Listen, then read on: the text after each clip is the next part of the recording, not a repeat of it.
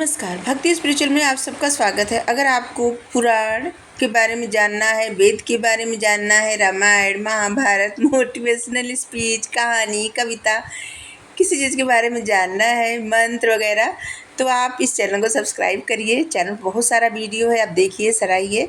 आज हम इस टॉपिक पर बात करते हैं। टॉपिक नहीं कह सकते हैं कि ये हम सबके रीढ़ की हड्डी है, ठीक है। पुराण, वेद पुराण, ठीक है। तो वेद पे तो बात किए थे, आज पुराण पे बात करते हैं। पहले बताते हैं कि पुराण नाम क्यों पड़ा। पुराण का मतलब होता है प्राचीन, पुराना, इसी से नाम पड़ा पुराण।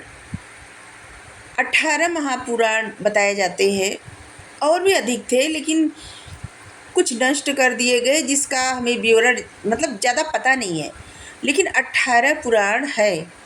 वो पुराण है विष्णु पुराण, नारद पुराण, भागवत पुराण, गरुड़ पुराण, पद्म पुराण, वराह पुराण, मत्स्य पुराण, कुंभ पुराण, लिंग पुराण, शिव पुराण, स्कंद पुराण, अग्नि पुराण, ब्रह्म पुराण, ब्रह्मवर्त पुराण, मार्कंडेय पुराण, भविष्य पुराण, वामन पुराण, ब्रह्मा पुराण।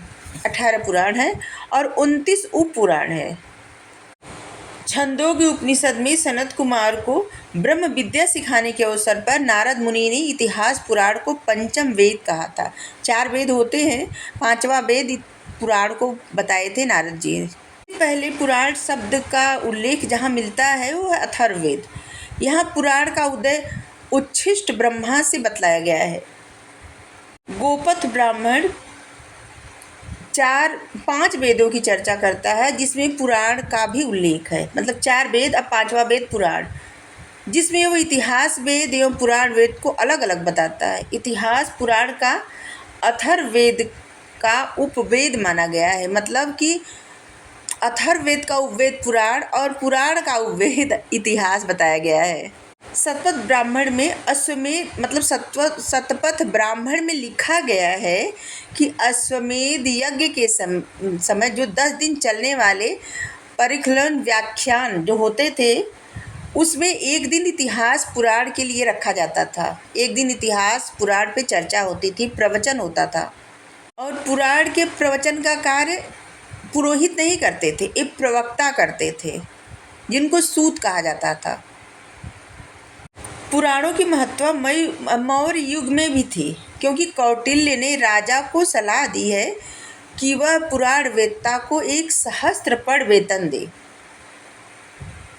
मणिमेखल में वर्णित है कि तमिल देश में जनता के चारित्रिक उत्थान के लिए पुराणों का प्रवचन होता था।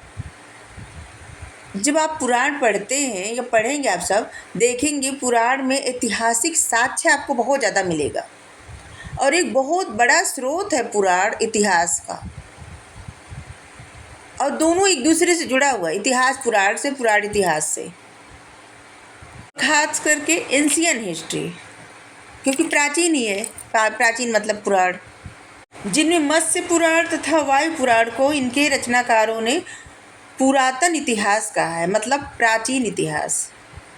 पुराण भविष्य शैली में लिखे गए हैं, और इससे शिशुनाग को लेकर गुप्त वंश तक के इतिहास की जानकारी मिलती है। पुराणों में कृत, त्रेता, द्वापर और कलयुग, ये चारों युग को बताए गए हैं। श्री राम जी का संबंध त्रेता युग से, कृष्ण का द्वापर युग से। अमरकोश में पुराणों को पंचलक्षणात्मक व्याख्या पर 5 विषय, सर्ग विश्व की सृष्टि, प्रतिसर्ग, सर्ग मतलब विश्व की सृष्टि और प्रतिसर्ग मतलब प्रलय के बाद जगत का पुनः निर्माण, वंश मनवंतर मतलब महायुग, और वंशानुचरित, ये बताए गए हैं।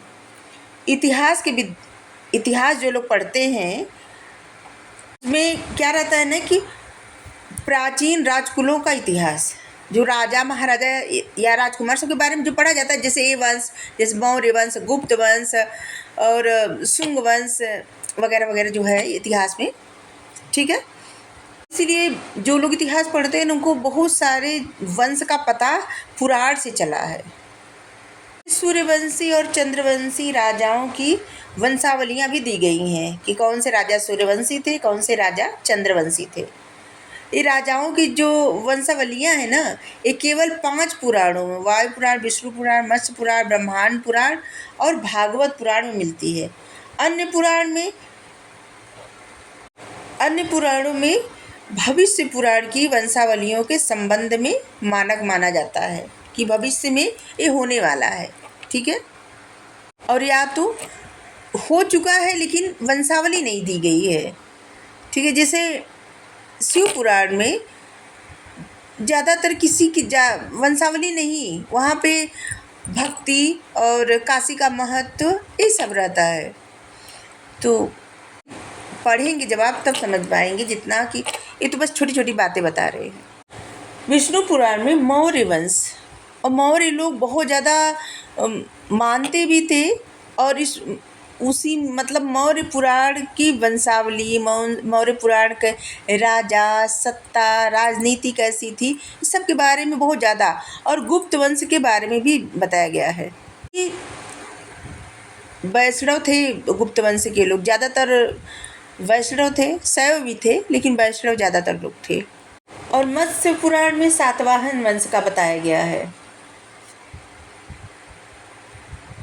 और वायु पुराण में भी गुप्त वंश के से मतलब ज़्यादा से ज़्यादा, विष्णु पुराण से ज़्यादा वायु पुराण में गुप्त वंश के बारे में बताया गया है।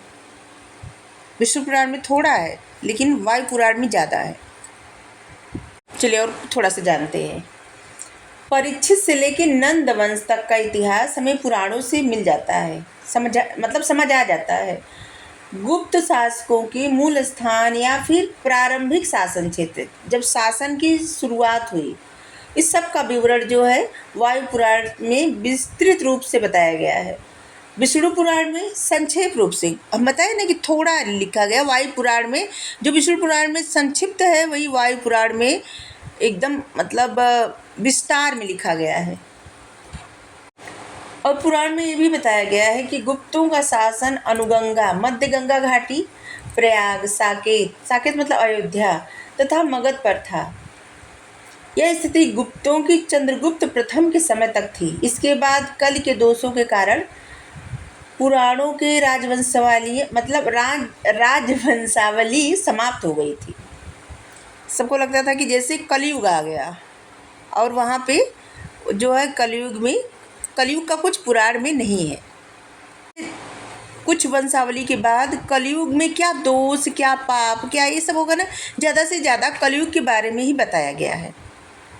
मोटे मोटे तौर पे बता सकते हैं कि पुराणों में समुद्रगुप्त से पूर्व की राजनीति की स्थिति का वर्णन मिलता है, और पुराणों में राजवंशावली समाप्त हो जाती है।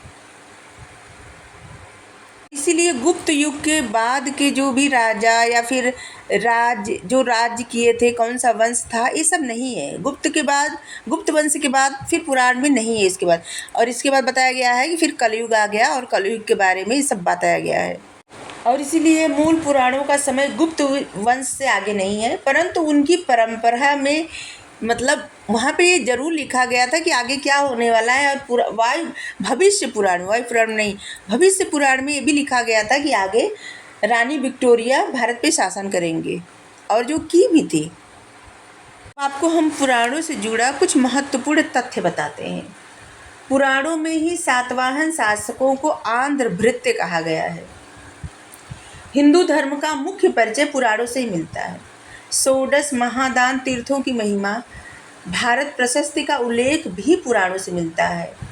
पूर्त कर्म मतलब होता है लोक कल्याणकारी कार्य, पुराणों से ही पता चलता है।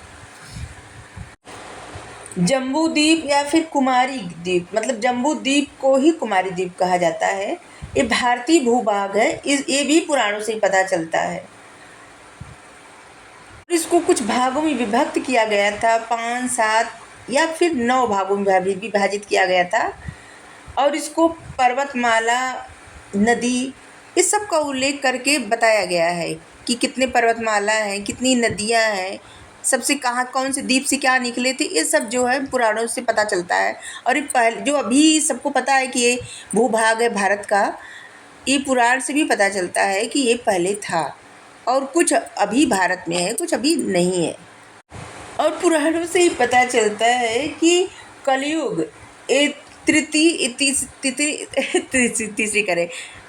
तृतीय या फिर चतुर्थ शताब्दी में एक गंभीर संकट आया था। उसको कहा जाता था वर्ण संकरता। जहाँ से बताया गया है कि यहीं से कलयुग का आरंभ हो गया है। कलयुग मतलब आगे बढ़ रहा है, जहाँ वर्ण बँट गए थे।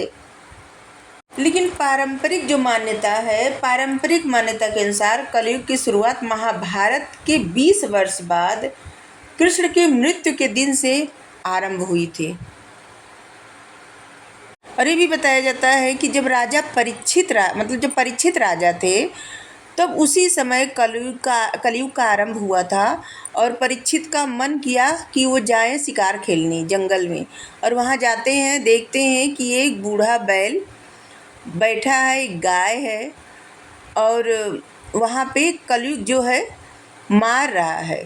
बूढ़ा बैल मतलब धर्म, और जो गाय है वो धरती है, दोनों को कष्ट पहुँचा रहा है। और वही राजा परीक्षित का जो सोने का मुकुट था, वहीं पे कलयुग प्रवेश कर गया था। ये तो एक अलग विषय है, एक अलग विषय, एक कथा है, इसका कथा है ये।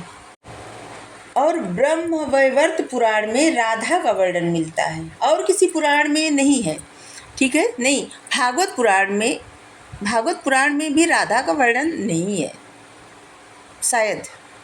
वैसे तो हमें भागवत पुराण नहीं पढ़े हैं। वराह पुराण में मथुरा नगरी का बहुत विस्तार में वर्णन हुआ है। पशु चिकित्सा का उल्लेख गरुड़ पुराण से मिलता है। वहाँ पे पशुओं को किस तरह से चिकित्सा दी जाती है, किस तरह से उनको बीमारी को ठीक किया जाता था, ये सब गरुड़ पुराण में लिखा गया है। और विष्णु पुराण से ज्योतिष का वर्णन मिलता है, ज्योतिष विज्ञान का। आज के लिए इतना ही। इसके आगे बताएंगे कौन सी पुराण में क्या बताया गया है, क्या लिखा हुआ है। Thank you.